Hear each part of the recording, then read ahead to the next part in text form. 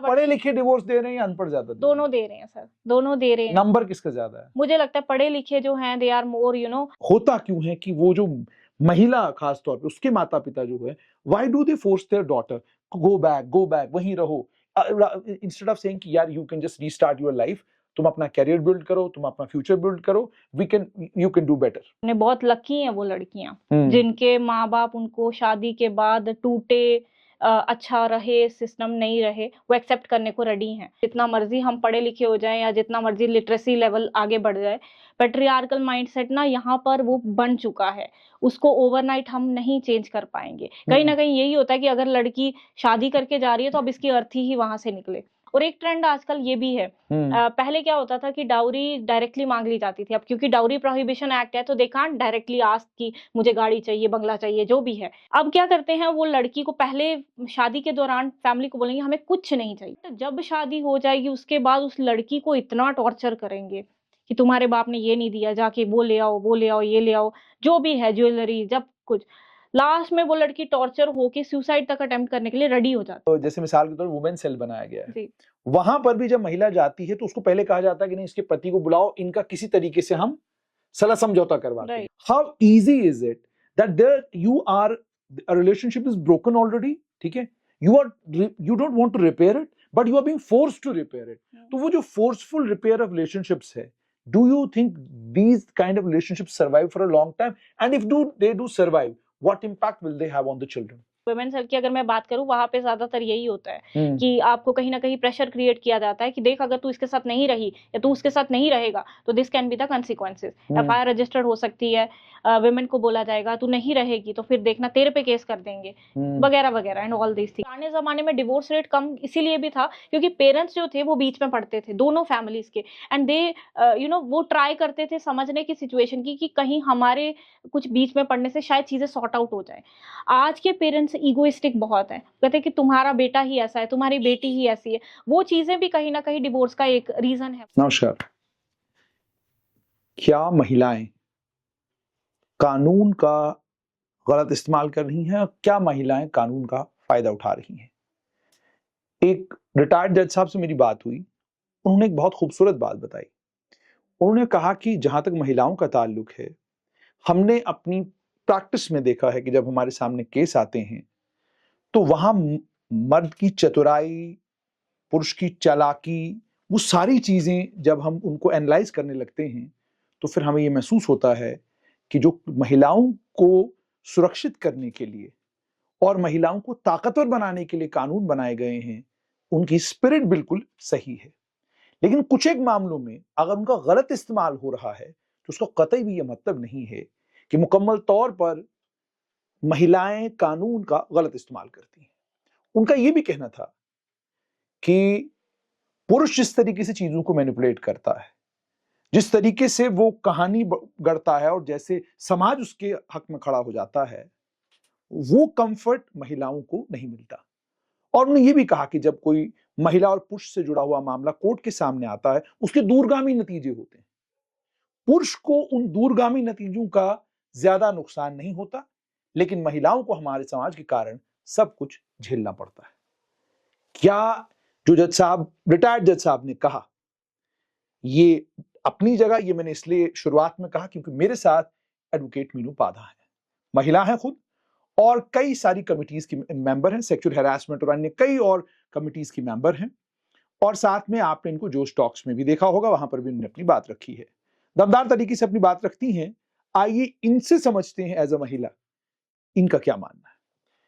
मीनू जी, सबसे पहले जो मैंने ये बात इंट्रो में कही, किस हद तक आप इससे एग्री करती हैं या आप डिसएग्री करती हैं? देखिए सर, सबसे पहले तो थैंक यू, क्योंकि ये बड़ा सेंसिटिव टॉपिक है और रिक्वायरमेंट भी है आज की इस टॉपिक पे बात करना। आपने जो बोला वो कहीं ना कहीं एक हार्श रियलिटी है। चीजें जो है कोर्ट में देखने को मिलती हैं, क्योंकि बीइंग एन एडवोकेट और जो सामने जज साहब बैठे होते हैं वो डेली हंड्रेड्स ऑफ केसेस देखते हैं, तो उनको पता चल जाता है, क्योंकि सालों से वही चीजें देखने सुनने के बाद जब है कहीं ना कहीं आपको पता चल जाता है कि कौन सी पार्टी सही है, कौन सी पार्टी गलत है। तो अनफॉर्चुनेटली ये चीजें हो रही हैं। मिसयूज जो है, जो आपने बात कही, वो देखने को मिल रहा है। आज के टाइम में तो बहुत ज़्यादा देखने को मिल रहा है। हमारे जे.एंड.के में जो बहुत सारे केसेस हैं जहाँ पर आपको शरेआम पता चलता है कि डायरेक्टली बोल देती है महिलाएँ कि तुझे तो मैं कोर्ट में देख लूँगी। ये स्टेटमेंट होती है। मेरे बहुत सारे ऐसे क्लाइंट हैं, मेल क्लाइंट हैं जिनके मतलब जो वाइफ हैं उन्होंने ये डायरेक्टली बोला, उनकी फैमिली मेंबर्स को बोला कि तुम्हें अभी पता नहीं है कि कानून कितना स्ट्रॉन्ग है महिलाओं के लिए और तुम्हें लोगों को तो मैं कोर्ट में देख लूँगी, और वो देख लेती हैं कोर्ट में। अच्छा वकील साहब इस पर आऊँगा, लेकिन मेरा जो उसके साथ में मैंने जुड़ी हुई बात जो जज साहब ने कही, उन्होंने कहा कि पुरुष मैनिपुलेट करने में, पुरुष चीजों को क्रिएट करने में और हालात को अपने हक में करने में ज्यादा कामयाब होते हैं। ये किस हद तक सही मानती हैं आप इन जनरल कॉन्टेक्स्ट? मतलब 100 केसेस अगर हैं तो ठीक है, मतलब 10-20 केसेस हो सकते हैं इसमें महिला जो है उसको लेकर आप ये कह सकें कि नहीं, she is not exactly doing what she is supposed to do, लेकिन 80% केसेस में आपको क्या देखने को मिलता है? कहीं ना कहीं हम देखिए सर, मुझे लगता है कि जेंडर बायस्ड होना यहाँ पे ना थोड़ा सा मेरे लिए मुझे सही नहीं लगता कि आप एक स्पेसिफिक जेंडर को टारगेट करो। पुरुष मैनिपुलेटिव होते हैं, ऑफ कोर्स वो ऑनेबल जजेस जो भी हैं उनका रिटायर्ड जज हैं, उनका अपना नजरिया है देखने का। बट मुझे जहां तक लगता है it is not confined to gender only. You can not specify कि नहीं वो पर्टिकुलर जेंडर है तो वो मैनिपुलेटिव ज्यादा है। लेकिन हाँ, एक चीज देखने को जरूरी मिलती है कि एजुकेशन का जो है ना थोड़ा गैप वो मिलता है। जहाँ पे लोग एजुकेटेड हैं तो ऑफ कोर्स वो कानून को बेहतर तरीके से जानते हैं, वो कानून को मिसयूज या कानून को मैनिपुलेट, जजेस को, वकीलों को मैनिपुलेट करने की कोशिश नहीं करते क्योंकि उनको पता है कि दे नो एवरीथिंग। लेकिन हाँ, जहां पर लोग कम जानते हैं वो ज्यादा कोशिश करते हैं चीजों को घुमा फिरा के बताने की। तो मुझे लगता है कि ये, लेकिन मैं एक कहूंगी कि specific gender. So you are saying that we need to be gender neutral when we are having a debate on use and misuse of laws. Absolutely. Which are beneficial for women and which are in a way there to help women, you know. So do you want us to be gender neutral? Absolutely sir, मतलब but is it possible? It is possible. Why it is not possible? It is 2025 and we are talking about women, how women are misusing laws. तो ये reality है। अभी alimony के इतने सारे cases आए और वो सारे केसेस इस वक्त हाईलाइट हैं, लोग उस पर बात कर रहे हैं। देखिए सर, अभी बहुत सारे ऐसे केसेस हैं। अतुल सुभाष का जो हमने रिसेंट एक बहुत अनफॉर्चुनेट इंसिडेंट देखा, उसके बाद भी एक मैन ने सुसाइड किया। हम ये नहीं कह सकते कि ये डिबेट जो है अब विमेन और मतलब हमें विमेन सेंट्रिक लॉज पे ही करनी चाहिए या विमेन ही गलत है या मेन ही गलत है। ये अब जेंडर का क्वेश्चन ही नहीं रहा है। अभी रिसेंटली एक जो इंसिडेंट हुआ जहाँ पे सीमेंट में डालकर वो हस्बैंड मर्चेंट नेवी में था, उसको जाके मार दिया गया। तो ऐसा नहीं है अब। लेकिन फिर भी हम कहीं ना कहीं बीइंग अ विमेन, मतलब मैं खुद एक महिला हूं, तो मैं ये तो बोलूंगी कि आज भी हम ये डिनाई नहीं कर सकते कि जो एनसीआरबी का डेटा होता है वो बहुत स्टार्टलिंग फैक्ट्स होते हैं। आज भी महिला शायद 9 बजे के बाद 8 बजे के बाद बाहर नहीं निकल सकती है। तो उसमें मेन ही इन्वॉल्व होते हैं। एक विमेन का रेप नहीं करती है, एक विमेन के साथ सेक्सुअल हरासमेंट नहीं करती है, वो कहीं ना कहीं मेन ही इन्वॉल्व होते हैं।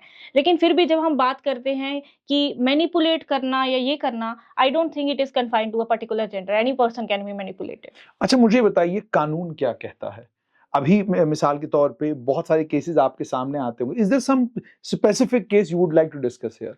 Of course, sir, being an advocate, we can't disclose the whole. I'm not talking about the details of the individuals involved, but I'm saying you can just एक थोड़ा सा लार्जर पर्सपेक्टिव देने के लिए कि देखिए इस तरह का भी एक केस आया और फिर ऐसे उसका निपटारा हुआ जहां पर हमने देखा कि महिला जो है वो मैनिपुलेट करने की कोशिश कर रही थी, वो फैक्ट्स को ट्विस्ट करने की कोशिश कर रही थी और कोर्ट ने उसकी मदद की, कोर्ट ने पुरुष की मदद की। बिल्कुल सर, ऐसे बहुत सारे केसेस हैं जहां पे महिला एक, ऑफ कोर्स जैसे आपने कहा कि कॉन्फिडेंशियलिटी मेंटेन रखूंगी, बट एक केस है जहां पे एक मेल है, उसको फीमेल जो है वो मारती थी। मतलब ये पुलिस के पास जब वो गया तो उसको काफी ह्यूमिलिएशन का फेस करनी पड़ी, क्योंकि आप नहीं एक्सेप्ट कर पाते हैं कि तुम्हारी वाइफ तुम्हें कैसे मार सकती है या तुम्हारी वाइफ कैसे तुम्हारे साथ हरास कर रही है, तुम्हें कैसे टॉर्चर कर रही है, तुम मतलब इतनी जान है तुम्हारी, तुम कुछ नहीं कर सकते। बट ही नोज, क्योंकि वो पढ़ा लिखा था, उसको पता था कि वुमेन लॉज इतने स्ट्रांग है, अगर मैंने कुछ इस पे हाथ उठाया तो 2 मिनट नहीं लगेंगे इसको टेस्टिमनी देते और मुझे जेल के अंदर जाने में। तो वो एक देखने को मिला और ही वॉज वेरी स्मार्ट। मतलब उन्होंने बहुत अच्छे से पेशेंटली वो किया। जैसे ही वो महिला ने उन पर अटैक किया एक मतलब एक ऑब्जेक्ट से, ये बहुत सेंसिटिव पार्ट होता है सर। यहाँ पर अटैक किया और उन्होंने फटाफट से एमएलसी करा ली। मतलब उसी कानून का जो महिलाओं के लिए भी है, पुरुषों के लिए भी है। हमारा जो संविधान है वो इक्वालिटी की बात करता है। नो डाउट इक्वालिटी है sir. Equality, right to equality जो है बेसिक फंडामेंटल राइट है हमारा। तो कहीं ना कहीं उनको पता था, क्योंकि पढ़े लिखे थे, कहीं ना कहीं पढ़े लिखे थे, तो उनको पता था कि मैं किस तरह से अपने आप को ऐसी सिचुएशन में बचा सकता हूँ। उन्होंने फटाफट से एमएलसी कराई और कोर्ट ने कॉग्निजेंस ले लिया थर्ड में। तो यहाँ पर आपको एक्स्ट्रा विजिलेंट होना पड़ेगा। आपको ये देखना पड़ेगा कि कहाँ पर मैं किस तरह से अपने आप को, ज्यादातर ना मैंने देखा जो एज एन एडवोकेट मैं ना कॉम्प्रोमाइज कर लेते हैं। ओके, कितना पैसा चाहिए, बोलो, खत्म करो केस, कॉम्प्रोमाइज कर लेते हैं, क्वैश करा देते हैं। इज इट मतलब लाइक इस compromise, is it legal? Of course compromise is illegal, क्योंकि क्रुएलिटी के केसेस में ज्यादातर जो लास्ट खत्म होता है केस वो कॉम्प्रोमाइज पे ही होता है कि ठीक है तुम्हें इतने पैसे चाहिए, ओके फाइन, हम कॉम्प्रोमाइज कर लेते हैं, हाई कोर्ट में क्वैश करा लेते हैं एफआईआर या जो भी। पहले तो ये बहुत होता था, फिर इसे लीगल टेररिज्म करके एक टर्म दी थी honourable supreme court of India ने एक केस में, जिसमें कहा गया था कि विमेन, अब जो 498A सेक्शन थी पुराने हमारे सीआरपीसी में, उसको सॉरी आईपीसी में, उसमें इतना ज्यादा मिसयूज हो रहा था उसका, क्रुएलिटी का। मतलब इमीडिएटली एक लड़की टेस्टिमनी देती है कि मेरे फैमिली ने मुझे मारा या फिर मेरे इन-लॉज ने मेरे पे हाथ उठाया, पूरी फैमिली को एफआईआर के अंदर डाल दिया जाता था। अब जब कोर्ट ने कहा कि अगर आप के पास कोई क्रुएलिटी का मैटर आता है पुलिस के, they can't immediately register an FIR, they have to check whether the cruelty has been happened और not, they have to confirm this thing. तो कंफर्मेशन के बिना सीधे एफआईआर नहीं लग सकती। लेकिन आज भी बहुत सारे ऐसे पुलिस स्टेशन है, जैसे अभी एक मेरे क्लाइंट हैं, ऑफ कोर्स मैं नहीं वो कर सकती ज्यादा डिटेल शेयर, लेकिन वहां पर क्या है कि वो लड़की का जस्ट टेस्टिमनी है, उसके पास कोई भी एविडेंस नहीं है, उसके साथ डाउरी का कोई केस हुआ है, डाउरी की प्रताड़ना, जो दहेज की प्रताड़ना उसके साथ की गई है, या फिर उसके साथ उसकी बस टेस्टिमनी पे एफआईआर रजिस्टर्ड हो गई। वो बंदा यहाँ पे जम्मू में काम कर रहा है, सरकारी वो जॉब कर रहा है, कर्मचारी है, और वहां पर दूसरी स्टेट में वो लेडी उस पे एफआईआर लगा गई है, और अब उसको बेल लेने यहाँ से छुट्टियां ले लेके वहां पे तारीखें भुगतने जाना पड़ रहा है। हालांकि क्रूएलिटी उसके साथ हुई है, उसके पास पूरा प्रूफ है, वीडियोस हैं जो उसके पास, मतलब जो चीजों से उस पे प्रहार किया गया, वो सारे पिक्चर्स हैं उसके पास। लेकिन उस लेडी का इतना, क्योंकि वुमेन सेंट्रिक लॉ है, तो वो इतना इजिली उसने एफआईआर रजिस्टर्ड करवा दी। ये थोड़ा सा देख के unfortunate. I need to understand from you as a lawyer कि मामला कोर्ट तक पहुंचता क्यों है? हमारे जो जिस समय मान लीजिए हिंदू रीति रिवाज से शादी हो, मुसलमानों में शादी हो, हमारे यहाँ निकाह होता है, आपके यहाँ फेरे होते हैं, इसी तरीके से सिख समाज में शादी होती है, क्रिश्चियन समाज में शादी होती है। जिस समय आप शादी करते हैं, डोंट यू थिंक कि वक्त आ चुका है उसी समय जो डॉक्यूमेंट्स आपके बनते हैं, उन्हीं डॉक्यूमेंट्स में ये भी लिखवा लिया जाए कि भाई अगर किसी वक्त हमारा डिफरेंस ऑफ ओपिनियन हो गया, हमारा ट्रस्ट लेवल एक दूसरे में कम हो गया, तो हम लोग पीसफुली और एमिकेबली एक दूसरे से अलग होंगे, और उसी समय ये तय किया जाए कि जब हम अलग होंगे तो what will be the conditions of अलग होने की कंडीशंस क्या होंगी। क्योंकि आप कोई कंडीशन तय नहीं कर रहे होते शादी के वक्त में। जब आपकी शादी टूटती है, डिवोर्स होता है, फिर आप कहते हो जी मुझे एलिमनी भी चाहिए, मेरा बच्चा है, मुझे इसके लिए खर्चा भी चाहिए, मुझे ये भी चाहिए, मुझे वो भी चाहिए। अच्छा, उसके बाद जो हस्बैंड है वो अभी उन्हीं सभी चक्रों में पड़ा हुआ है कि मुझे एलिमनी भी देना है, मुझे ये खर्चा भी देना है, मुझे वो भी करना है, और मैडम तब तक मूव ऑन कर गई होती है, मैडम तब तक किसी और रिलेशनशिप में चली गई होती हैं, या मैडम की दूसरी जगह शादी की तैयारी हो रही होती है, और मैडम क्या करती है, she doesn't want to get married, she keeps it. क्योंकि एक केस मेरे सामने है, वो क्या कर रही है कि ना वो डिवोर्स फाइनलाइज कर रही है, और ना ही वो दूसरे उस अपने हस्बैंड को भी मूव ऑन करने नहीं दे रही, लेकिन खुद मूव ऑन कर चुकी है। So I need to understand what happens in this case.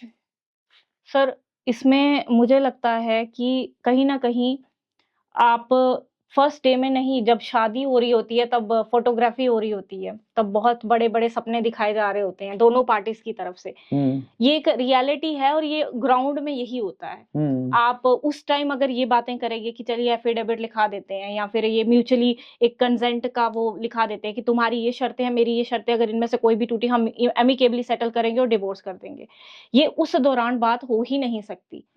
उस दौरान आप 7 जन्मों के वादे कर रहे होते हैं। जैसे हमारे हिंदू धर्म धर्म में होता है कि 7 जन्मों में अब तुम्हारे साथ ही होगा, लेकिन पता चलता है 7 साल भी साथ में नहीं रह पाए। तो वो आप उस टाइम, मुझे लगता है कि ऐसी सिचुएशन ही नहीं होती है कि आप डिवोर्स के बारे में सोच सकते हैं या ऐसा कुछ सोच सकते हैं। तो वो माइंडसेट दिमाग में, वो माइंडसेट आएगा ही नहीं कि हम बट डोंट यू थिंक ये माइंडसेट इस कारणवश भी है कि मान लीजिए लड़की की तरफ से देख लीजिए आप, लड़की किसकी शादी हो गई, वो किसी घर में चली गई, शी इज फेसिंग, मतलब वहां पर उसको मेंटल हैरेसमेंट है, वहां पर उसको और भी तरह से हैरेस किया जा रहा है, परेशान किया जा रहा है, और वो घर छोड़ के अपने माँ बाप के पास चली जाती है। वहां माँ बाप बजाय उसको कॉन्फिडेंस उसका बिल्ड करने के और उसको ये बोलने के कि यार if you are not fit in this relationship, वो कहते हैं नहीं, कोशिश करते हैं, 4 लोग बिठाते हैं और तुम लोगों की सलाह समझौता करवाते हैं। और उसके बाद जब आप लिटरेचर देखते हैं, क्योंकि बहुत सारे लिटरेचर जो आप पढ़ते हैं वहां, और बहुत सारी कहावतें भी है कि भाई एक बार अगर कोई रिश्ता टूट गया और एक रिश्ते में कहीं दरार आ गई और कहीं शक व शुबा पैदा हो गया, उसको दोबारा से जब आप रिपेयर करने लगते हो, रिश्ता तो रिपेयर हो जाता है लेकिन वैसा नहीं रह पाता जैसा है। तो आपसे ये समझना चाहता हूं कि किस हद तक माँ बाप जिम्मेदार हैं कि अगर आपकी लड़की परेशान है, एक रिलेशनशिप से खुश नहीं है, ठीक है, और वो उस रिलेशनशिप से बाहर निकलना चाहती है, वाई पेरेंट्स को क्या परेशानी होती है, why don't they support their daughter, why are they hell bent on sending her back to her home, जाओ जाओ घर बसो वहीं रहो, ये वो, क्योंकि इसके दूरगामी नतीजे हैं। दूरगामी नतीजे ये कि जब एक ऐसे घर में बच्चा पल रहा है, बड़ा हो रहा है, जहां पर हस्बैंड वाइफ के बीच में डिस्प्यूट है, वो लगातार लड़ रहे हैं और जबरदस्ती उनको 2 फैमिलीज ने कहा जी नहीं, समाज के लिए आपको इकट्ठे रहना है, so that does a broken family, एक ब्रोकन फैमिली में जो बच्चा है वो जब बड़ा होता है, you can well understand what will be his mental state. Consistently उसने कॉन्फ्लिक्ट देखा हुआ, तो I need to understand from you why, होता क्यों है कि वो जो महिला खास तौर पे उसके माता पिता जो है, why do they force there daughter go back वहीं रहो, इंस्टेड ऑफ सेइंग कि यार you can just restart your life, तुम अपना कैरियर बिल्ड करो, तुम अपना फ्यूचर बिल्ड करो, you can do better. Sir ये बहुत अच्छी बात बोली आपने, बहुत लकी हैं वो लड़कियां जिनके माँ बाप उनको शादी के बाद टूटे, अच्छा रहे, सिस्टम नहीं रहे, वो एक्सेप्ट करने को रेडी हैं। बट क्योंकि पेट्रियार्कल माइंडसेट हमारी देश से, जितना मर्जी हम पढ़े लिखे हो जाएं या जितना मर्जी लिटरेसी लेवल आगे बढ़ जाए, पेट्रियार्कल माइंडसेट ना यहाँ पर वो बन चुका है, उसको ओवरनाइट हम नहीं चेंज कर पाएंगे। कहीं ना कहीं यही होता है कि अगर लड़की शादी करके जा रही है तो अब इसकी अर्थी ही वहां से निकले, चाहे अर्थी वही घर वाले निकाल दें, उसके इन लॉज ही निकाल दें। कितने सारे ऐसे केसेस हम देखते हैं कि यहाँ जहाँ पे लड़कियां जला दी जाती हैं डाउरी की वजह से। और एक ट्रेंड आजकल ये भी है, पहले क्या होता था कि डाउरी डायरेक्टली मांग ली जाती थी, अब क्योंकि डाउरी प्रोहिबिशन एक्ट है तो दे कांट डायरेक्टली आस्क कि मुझे गाड़ी चाहिए, बंगला चाहिए, जो भी है। अब क्या करते हैं, वो लड़की को पहले शादी के दौरान फैमिली को बोलेंगे हमें कुछ नहीं चाहिए, जो मैंने प्रैक्टिकल लेवल पे देखा है, कुछ नहीं चाहिए। बट जब शादी हो जाएगी उसके बाद उस लड़की को इतना टॉर्चर करेंगे कि तुम्हारे बाप ने ये नहीं दिया, जाके वो ले आओ, वो ले आओ, ये ले आओ, जो भी है ज्वेलरी, जब कुछ। लास्ट में वो लड़की टॉर्चर होके सुसाइड तक अटेम्प्ट करने के लिए रेडी हो जाती है। ये मैंने खुद कुछ केसेस में देखा है। मतलब आप उसको फिजिकली नहीं बीट कर रहे हो, फिजिकली नहीं मार रहे हो, हाँ, आप इमोशनल टॉर्चर उसका कर रहे वो हो। उतना खतरनाक टॉर्चर है। आप कोर्ट में भी कैसे बताओगे कि मुझे टॉर्चर कर रहे हैं? कोर्ट कहेगा प्रूफ कहाँ है? You have to prove emotional trauma, which is very difficult to prove. How you will prove that before the court? अच्छा, मुझे ये भी बताइएगा, sorry to interrupt you, but हर जगह मैं यही देखता हूँ, मतलब जैसे मिसाल के तौर पर वुमेन सेल बनाया गया है, वहां पर भी जब महिला जाती है तो उसको पहले कहा जाता है कि नहीं, इसके पति को बुलाओ, इनका किसी तरीके से हम सलाह समझौता करवाते हैं। आप कोर्ट चले जाएं, नहीं आप एक बार ट्राई कर लो, अगर आप दोनों के बीच में कोई आर्बिट्रेशन हो जाती है, किसी तरीके से आप लोग इकट्ठे रह सकते हो। I need to understand from you as a woman, how easy is it that there you are, a relationship is broken already, ठीक है, you don't want to repair it, but you are being forced to repair it. तो वो जो forceful repair of relationships है, do you think these kind of relationships survive for a long time? And if they do survive, what impact will they have on the children? Sir first of all ये relationship the moment ये जबरदस्ती का, जैसे आपने कहा ना, forcefully conciliation कराई, नहीं जाओ जाओ जाना, रहना वहीं, रहना ही, आपके पास कोई ऑप्शन नहीं है, डरा धमका के। इनफैक्ट वुमेन सेल की अगर मैं बात करूं, वहां पे ज्यादातर यही होता है कि आपको कहीं ना कहीं प्रेशर क्रिएट किया जाता है कि देख, अगर तू इसके साथ नहीं रही या तू उसके साथ नहीं रहेगा तो this can be the consequences, FIR registered हो सकती है, वुमेन को बोला जाएगा तू नहीं रहेगी तो फिर देखना तेरे पे केस कर देंगे, वगैरह वगैरह, and all these things. You have seen all that? Obviously sir, मतलब As a everybody, lawyer you have to. obviously we have to see this thing. तो फर्स्ट ऑफ ऑल ये ऐसा नहीं हो सकता, यू कांट फोर्स समवन. मेरे ही client है, he was forced by the women cell कि यू हैव टू आपको सारा उसके साथ रहना ही पड़ेगा. वो कह रहा है मैं नहीं रह सकता इस लेडी के साथ, इसने मेरे पे अननेसेसरी इतने सारे केसेस कर लिए हैं, मैं नहीं रह सकता. अगर तू नहीं रहेगा तो हम तेरे वर्क प्लेस में आ जाएंगे, वर्क प्लेस में आके तेरी बेइज्जती करेंगे, तेरे को उठा के ले जाएंगे, तेरे पे FIR registered. This is what police is saying. Obviously This is terrible. How can they do it? they are doing it, and this is everybody knows this. Of course I can't मैं एक वो नहीं कर सकती, but ये everybody knows this thing कि this happened.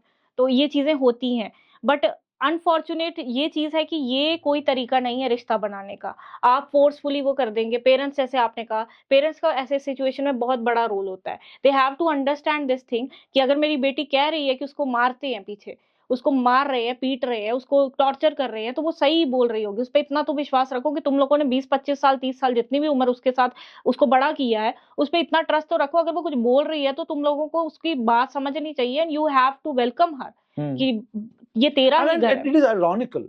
मतलब मुझे सोच के हैरानगी होती है कि एक बाप अपनी बेटी को विदा करते वक्त जब जैसे रो रहा होता है, जैसे माँ इमोशनल हो रही होती है, जैसे बहनें इमोशनल हो रही होती हैं, द मोमेंट वो घर वापस आती है because of a broken marriage, सभी के सभी लोग जो हैं उसको सुबह शाम समझाने लग जाते हैं, और पड़ोस के 4 लोग भी आके समझाना शुरू हो जाते हैं कि बेटा तुम यार समाज है, दाएं बाएं देख लो, ऐसा हो नहीं सकता, ऐसा चलेगा नहीं, जाओ बेटा घर जाओ, बड़े अच्छे लोग हैं, मेरी बात हुई है कल, आपके ससुर साहब ये हैं, आपकी सास ये हैं, इतना बड़ा परिवार, इतना अच्छा, आप क्या बातें. तो this I need to understand from you कि वो प्यार, वो मोहब्बत, वो जो कहा जाता है कि बाप का एक बड़ा स्पेशल कनेक्शन होता है बेटी के साथ, मदर का एक बड़ा स्पेशल कनेक्शन होता है, वो कहाँ चला जाता है जब बेटी के साथ ये सब कुछ हो रहा होता है. And then the same parents, जब उस बेटी को जला दिया जाता है, जब उसको मार दिया जाता है, तो उस टाइम वही पेरेंट्स वावेला करना शुरू करते हैं, चिल्लाना शुरू करते हैं, शोर मचाना शुरू करते हैं. Why don't they accept the girl gracefully?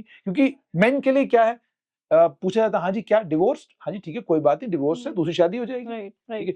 In the case of female, is it that there is a pressure on the family कि यार अगर बेटी वापस आ गई तो फिर क्या करेंगे हम इसके साथ, दूसरी मैरिज लड़की की करना, is it a difficult thing? Sir ये हम अगेन जनरलाइज नहीं कर सकते. I have seen so many parents जिन्होंने अपनी बेटी को इतना वेलकम किया बच्चे के साथ. अच्छा. We are ready to accept you, don't worry, we are here with you. तुम्हें कोई उसके पास जाने की जरूरत नहीं है, हम तुम्हारे बच्चे को पाल लेंगे और तुम्हारे बच्चे को अच्छी शिक्षा देंगे, अच्छी पढ़ाई एजुकेट करेंगे, तुझे टेंशन लेने की जरूरत ही नहीं है. But on the other side कुछ ऐसे भी पेरेंट्स हैं जिनकी वजह से, दिल्ली में मैं गई थी सर पिछले कुछ दिनों में, वहां पे मेरी एक मुलाकात एक बहुत ही अच्छी लेडी से हुई. वो ऑटो रिक्शा चलाती हैं दिल्ली में. मैंने सोशल मीडिया हैंडल्स में उनके बारे में थोड़ा सा डाला भी था. शी वाज सेइंग कि जब वो पति मारता था तो वो वापस आने की कोशिश की तो उनकी फैमिली ने हाथ खड़े कर दिए कि तू, तेरे बच्चे कहीं भी जाओ, नहर में जाके कूद जाओ, कहीं मर जाओ, लेकिन यहाँ पर मत आना. Okay. This is a reality. So ये again we can't generalize. What should parents do in this case? Obviously they have to accept the daughter. They have to welcome. They have welcome. What should they do with the daughter? The moment she is back home, what should be the first thing that parents should do with their daughter the moment she is divorced and she is back home? पहले तो उसको console करिए, what has happened जानने की कोशिश करिए, कहीं छोटी मोटी लड़ाई ना हो जो कि सॉर्ट आउट. क्योंकि पुराने जमाने में डिवोर्स रेट कम इसीलिए भी था क्योंकि पेरेंट्स जो थे वो बीच में पड़ते थे दोनों फैमिलीज के, एंड दे वो ट्राई करते थे समझने की सिचुएशन की कि कहीं हमारे कुछ बीच में पड़ने से शायद चीजें सॉर्ट आउट हो जाए. आज के पेरेंट्स ईगोइस्टिक बहुत है, कहते हैं कि तुम्हारा बेटा ही ऐसा है, तुम्हारी बेटी ही ऐसी है. वो चीजें भी कहीं ना कहीं डिवोर्स का एक रीजन है मुझे लगता है. Divorce rates increasing these days? Obviously sir, ये तो हम देख रहे हैं. You see almost every day there's a divorce case in the court. We can't deny this fact. There are cases. हमारे J&K में पहले इतना prevalent नहीं था. पढ़े लिखे डिवोर्स दे रहे हैं या अनपढ़ ज्यादा? दोनों दे रहे हैं सर, दोनों दे रहे हैं. नंबर किसका ज्यादा है? मुझे लगता है पढ़े लिखे जो हैं they are more वो ज्यादा ही कुछ ऐसे है कि they are not ready to compromise on anything. वो चाहे फाइनेंशियल लेवल पे हो, फाइनेंस लेवल पे हो, छोटी छोटी बातों पे हो. तुमने उस साल में उस तारीख में मुझे ये बोला था उन रिलेटिव के सामने, लड़की को जो है लड़का बोल रहा है वो ह्यूमिलेट कर रहा है, लड़की ह्यूमिलेट कर रही है, छोटी छोटी बातों पे डिवोर्स हो रहे हैं. मतलब कभी सोचा भी नहीं था. आज से 20 साल पहले मुझे नहीं लगता कि लोगों के बीच में इन चीजों को लेकर तलाक होती थी, लेकिन आज हो रही है. वो कहीं ईगो क्लैशेस आ रहे हैं. सबसे ज्यादा मुझे लगता है कि जो फैमिली कोर्ट में देखने को मिलता है वो ईगो क्लैशेस ही होता है, और विक्टिम असली वो बच्चा होता है जो बीच में खड़ा होता है कि मम्मा के पास जाऊं या पापा के पास जाऊं. असली में। अच्छा, ये हो रहा होता है। अच्छा, मुझे अब ये बताइए, एक टाइम था जब रिलेशनशिप्स खराब होते थे तो बीच में माँ बाप पढ़ते थे, दोस्त पढ़ते थे, they would they would talk to both boy as well as the girl, और कोई ना कोई होता था बीच में, उसको पूरी कहानी पता होती थी कि हस्बैंड वाइफ के बीच में क्या चल रहा है। लेकिन these days it's a completely different ball game, in a sense कि आप you don't fall back on your friends for advice, you fall back on therapist, you fall back on psychologist, जिनको आप वन साइडेड स्टोरी नरेट करते हैं, अपनी side की सारी story सुना देते हैं, और वो उस साइड की स्टोरी सुनने के बाद एग्जैक्टली जो स्टोरी उन्होंने सुनी होती है उसी के बेसिस पे एनालाइज करके आपको एक हल दे देते हैं कि भाई ये हल है इसका, ठीक है। Do you think this is the right approach? Obviously sir, आज का टाइम ऐसा है कि we can't deny this fact also कि मेंटल हेल्थ इश्यूज जो हैं वो राइज हो रहे हैं। हाँ। हर बच्चे में, टीनेजर्स में, बड़े बुजुर्गों में, उनको कहीं ना कहीं हमारे यहाँ पे शायद इतना भी थेरेपी का कल्चर नहीं है, लेकिन जो मेट्रोपॉलिटन सिटीज हैं, I think it is very common these days to take therapies. लेकिन आप थेरेपी भी लीजिए, ठीक है, वो प्रोफेशनल है। अब एक वकील से जो काम हो सकता है वो वकील से ही हो सकता है, डॉक्टर से जो काम, एक जर्नलिस्ट से जो काम, हर एक इंसान प्रोफेशनल है अपनी अपनी फील्ड में। लेकिन मुझे लगता है कि जहां पे चीजें पेरेंट्स लेवल पे ठीक हो सकती हैं, क्योंकि उनका एक्सपीरियंस होता है, वो एक 50 साल की शादी काट कर आए हैं, उनका एक एक्सपीरियंस है कि किस तरह से शादी को 50-60 साल उन्होंने चलाया है, they know how to settle things, how to वो सॉर्ट करनी है चीजें। तो अगर उनके बीच में आने से शादी बच सकती है तो प्लीज बचाइए।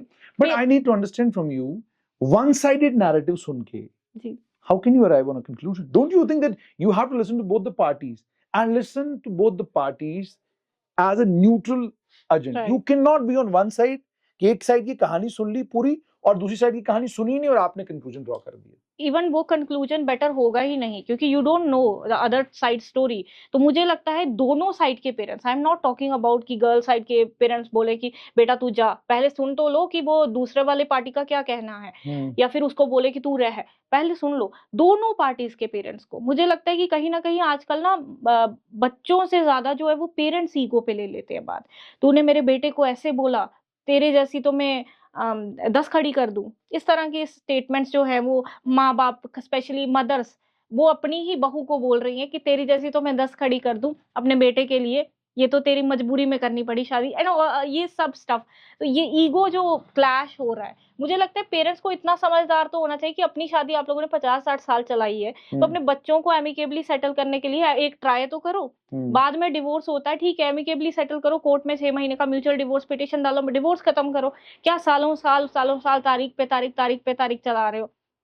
अननेसेसरीली कोर्ट का भी टाइम वेस्ट करते हैं अपने ईगो की वजह से, और अपना भी टाइम वेस्ट करते हैं, और लास्ट में जब कंक्लूजन पे आने वाले होते हैं, सालों बाद ये याद आता है चलो एमिकेबली सेटल करते हैं। तो जब सालों बाद ये चीजें आनी ही थी तो यही पहले डिसाइड कर लिया होता। And the last question, do you think there's a need to revamp all the laws related to marriage, relationships? Do you think there's a need to revamp? आपने भारतीय न्याय संहिता जरूर लाई है, but do you think जो ये कानून govern करते हैं मैरिज को, शादी को, जैसे यूनिफॉर्म सिविल कोड की बात हो रही है, क्या आपको लगता है कि टाइम आ चुका है that we need to revamp all these laws and जो नया कानून बने, डेफिनेटली महिलाओं को सुरक्षित वो कानून जरूर करे, पर ऐसा भी ना हो कि महिलाओं की कहानी तो सारी दुनिया सुन ले, लेकिन वो जो बेचारा पुरुष है उसकी कहानी को सुनने के लिए तैयार ना हो। So do you think there is a need to revamp laws, और यू बिलीव कि एप्लीकेशन में जो है there are flaws, they need to be corrected? दोनों चीजें सर। सबसे पहले तो जैसे लॉज हैं, वुमेन सेंट्रिक लॉज हैं, जैसे रेप लॉज है, एंटी रेप के लिए इमीडिएटली एफआईआर रजिस्टर करने से पहले, क्योंकि there are several women who are misusing rape laws, वो फटाफट से स्टेटमेंट देती हैं रेप हो गया, ऑब्वियसली हीनियस क्राइम है, इमीडिएटली अरेस्ट हो जाती है। एट लीस्ट इंक्वायरी होनी चाहिए कि ये अभी कर्नाटका हाईकोर्ट ने एक ऑर्डर दिया था एक केस में, जहां पे एक लेडी ने इतने अननेसेसरीली केस डाले थे, तो कर्नाटका हाईकोर्ट ने हर पुलिस स्टेशन में एक डायरेक्शन भेज दी कि अगर ये लेडी कोई केस लेकर आती है इमीडिएटली एफआईआर मत रजिस्टर करना, क्योंकि इसने इतने सारे केस डाल दिए। पहले इंक्वायर करो कि ये जो बोल रही है वो सच बोल रही है नहीं। पुलिस किस लिए? इन्वेस्टिगेट करने के लिए। डायरेक्टली एफआईआर रजिस्टर्ड करने से पहले, स्पेशली मैट्रिमोनियल की, अगर मैं डाउरी प्रोहिबिशन एक्ट की बात करूं, डोमेस्टिक वायलेंस एक्ट की बात करूं, या विमेन ये जो बीएनएस में है रेप के लिए है सेक्शन, उसके बाद सेक्सुअल हरासमेंट पॉश के लिए है, इसमें इमीडिएटली एक्शन लेने से पहले इंक्वायर करें, पहले देखें। But the problem is with the courts only. होगा ही कि द मोमेंट पुलिस वाला कहता है नहीं जी अभी तो मैं एफआईआर लॉन्च नहीं करूंगा, पहले मैं क्या कहते हैं इसको इंक्वायर करूंगा, वो चले जाते हैं कोर्ट में, कोर्ट से उसको आती है थानेदार को डायरेक्शन, और इतनी स्ट्रिक्ट डायरेक्शन आती है और उसके बाद उसकी क्लास लग जाती है कोर्ट में कि भाई आपने किया क्यों नहीं, ये ऑफेंस इतनी देर पहले हुआ था, हाउ डिड यू क्या कहते हैं delay this and all. So that is why I am asking you कि that do you think this need to revamp laws, because what happens is कि अगर पुलिस वाला इंक्वायर करने लगता है तो कोर्ट पूछती है भाई तो इस केस में तो ये है कानून, ये कहता है तुम कानून की क्यों नहीं मानते, तुमने क्यों डिले किया इतना एफआईआर लॉन्च करने में। सर कानून जो है वो ये मतलब इस तरह के केसेस में ऐसा नहीं कहता, क्योंकि दे आर जुडिशियल माइंड्स जो कोर्ट में बैठे हुए हैं, जजेस हैं, दे नो कि वो लॉ को कैसे इंप्लीमेंट कराना है। जब तक कोर्ट में जब इंक्वायरी का डायरेक्शन जाता है, 156(3) सीआरपीसी में एप्लीकेशन हुआ करती थी, अभी एज पर बीएनएसएस नई सेक्शन है, जब एप्लीकेशन जाता है कि direction to the SHO concern to registered an FIR, court जो है वो डायरेक्टली नहीं रजिस्टर करने के लिए कहती है, अनटिल और अनलेस वो बहुत ही ज्यादा हीनियस क्राइम ना हो, मर्डर ना हो, रेप ना हो, they will also go for inquiry. वो कहेंगे कि जाके इंक्वायरी करो कि ये जो मेरे पास एलिगेशन आई है क्या ये सच है या नहीं है, क्योंकि टेस्टिमनी के बेसिस पे they are the judicial mind, they know how to do that, वो डायरेक्टली एफआईआर वगैरह। So we concluded here that you believe laws need to be revamped, and on the other hand side implementation also needs to be improved. Am I right? Absolutely sir, absolutely. So thankful to you, बहुत बहुत शुक्रिया। तो ये थी advocate Meenu पाधा। ये series हमने start की, इसमें कोशिश करेंगे जो महिला वकील जितने भी हैं उन सबसे बात करेंगे और आपको इन तमाम कानूनों से अवगत कराएंगे, जानकारी आप तक पहुंचाएंगे। जो कानून एक तरह जहां महिलाओं को एम्पावर करते हैं, वहीं पर ये कानून ये भी इंश्योर करते हैं कि मर्दों के साथ ज्यादती भी ना हो। अब जाहिर सी बात है, जैसे मैंने आपको कहा कि एक जज साहब ने कहा क्यों कानून जो है there heavily towards women, there is a reason for that. ठीक है, एक हिस्टोरिकल बैगेज है, उसको हम we can not leave it. जैसे खुद एडवोकेट मीनू पाधा ने कहा कि दैट हम एक ऐसी सोसाइटी है जो पुरुष प्रधान सोसाइटी अभी भी मानी जाती है। तो जो पुरुष प्रधान सोसाइटी है, उस सोसाइटी में सख्त कानून बनाना इसलिए भी जरूरी है ताकि महिलाएं खुद को सशक्त महसूस कर सकें और बुरे से बुरे हालात में भी उनको इस बात पर पूरा यकीन हो कि कानून उनका साथ देगा। लेकिन वहीं पर इस बात की जरूरत भी है कि आप कानून का खिलवाड़ ना करें, कानून का गलत इस्तेमाल ना करें, क्योंकि जब आप कानून का गलत इस्तेमाल करते हैं उसका नतीजा शॉर्ट टर्म के लिए तो बहुत बड़ा गेन हो सकता है, लेकिन एक लंबे वक्त तक के लिए बहुत बड़ी मुसीबत और परेशानी का बाइस बन सकता है। ऐसा ही कोई और मुद्दा, कोई और इशू लेकर दोबारा एडवोकेट मीनू पाधा के पास आएंगे, लेकिन बाकी वकील साहिबान से भी मिलकर आप तक ये जरूर पहुंचाएंगे कि कानून मर्द और औरत को क्या क्या इख्तियार देता है, मर्द और औरत को क्या क्या ताकतें देता है और कौन सी ऐसी चीजें हैं जिससे मर्दों को और औरतों को दोनों को बचना चाहिए।